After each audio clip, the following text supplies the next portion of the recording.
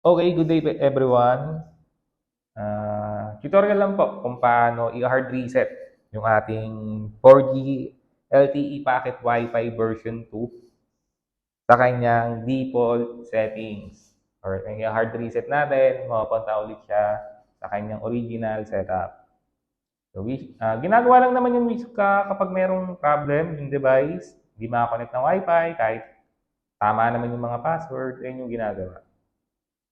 So, gagawin natin, dapat naka-power on yung modem, yung packet wifi nyo. So, pag nag-boot up na siya, dito sa likod, eto, buksan natin yung backcase niya, yung kanyang back cover. Okay? So, pag nabuksan natin yung back cover, makikita nyo dito, ayan, merong siyang reset. Itong reset na to, ito yung button niya. So, kuha lang kayo ng any pin, karayom, or kahit maliit na bagay na pwedeng mapindot tong reset button. So, ayan. Naka-open siya. Reset natin. Press natin tong reset. Yan. Naka-press na siya. Until mag-goodbye or mamatay yung modem.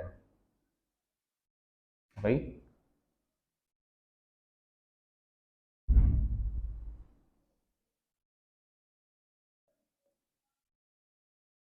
So, yan. Magre-reboot siya.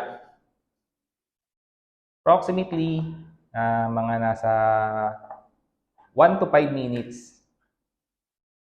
So, hintayin na lang natin.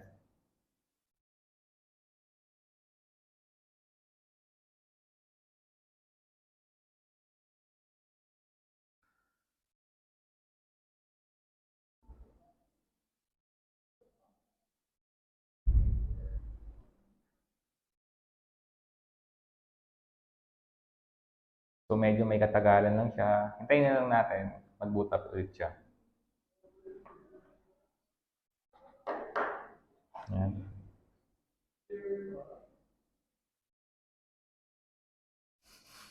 So, yan. Namatay na siya. And mag-open ulit siya.